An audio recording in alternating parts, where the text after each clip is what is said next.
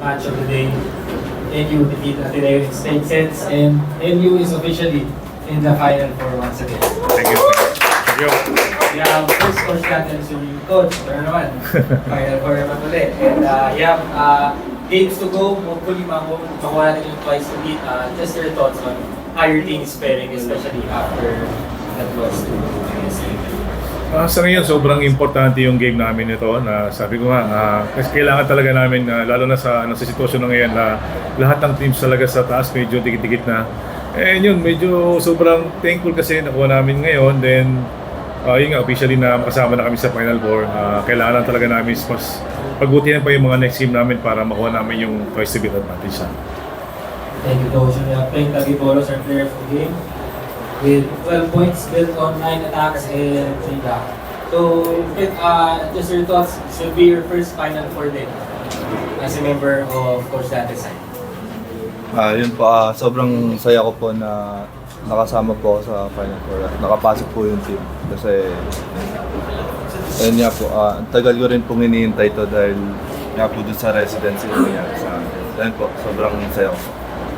Thank you, with that. Floor is now open for questions.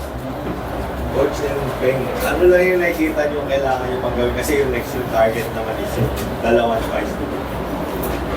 Siguro mas pag-maximize namin yung communication namin talaga sa loob kasi the past few games talaga yun nagiging problema ngayon.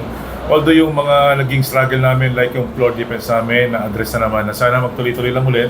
Magkakumpiyansa pa kami pagdating sa opensa rin and yun hopefully maging tuloy-tuloy na yung ginagawa namin sa loob. Ayun nga po, tulad po ng sabi ni Coach, yung communication po namin. And kailangan lang po namin i-enjoy yung mga ginagawa namin sa court. And kailangan po yung pinag-ensayuhan namin, yun yung magawa namin sa court. Coach, gaano mo lang nagugustuhan yung kumbaga unpredictability ng team mo kasi kahit sino talaga kayang pumuntos Sa ngayon, sobrang naging maganda yung resulta kasi talagang kinailangan talaga namin na hindi lang talaga outside hitter at yung mga wing spiker ang umiscore. Sabi ko nga sa Iowa.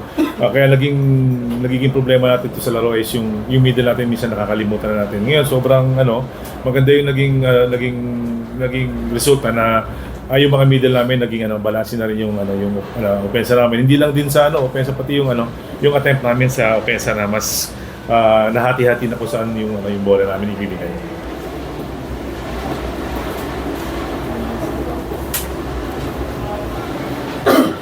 Coach, sa tanong ko natin, yun nga, pagbalik ni Buding, nagkaroon niya ulit kayo ng additional options. Siguro gano'n ka-importante lang yun na nakahanap niyo na rin yung form niya kahit paano, and then may options kayo kung sino gusto niyo ipasok. Ngayon nga, so parang parang sobrang maganda na yung namin, nagiging resulta ng ng paghihintay namin kay Budin talagang sa paghabol niya sa amin na sa nangyari sa kanya. Pero yun sobrang nakita ko lang na may marami na akong option na anytime magka-problema yung dalawang wing ko, meron akong ugutin. And siyempre si Budin naman nandiyan naman. Sabi ko nga sa kanya na maghintay lang siya, tamang timing lang, basta importante huwag niyo pabayaan yung ginagawa niya kasi medyo marami pa siyang kailangan habulin pero tingin ko pagdating ng bago mag-playoff siya siguro mas mamaximize namin siya pagdating sa loob. So Coach, last question sa akin. May mga crucial games pa kayo bago matapos ng elimination round niya. Lasal sa Sunday tapos may FU pa nga.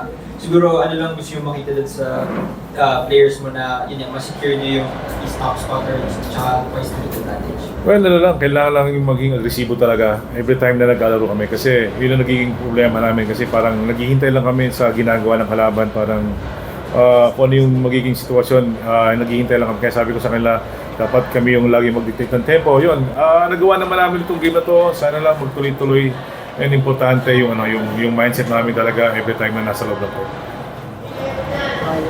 Okay, more questions. Coach, thank you and congratulations. Maraming salamat po sa inyo. Salamat po. Salamat po.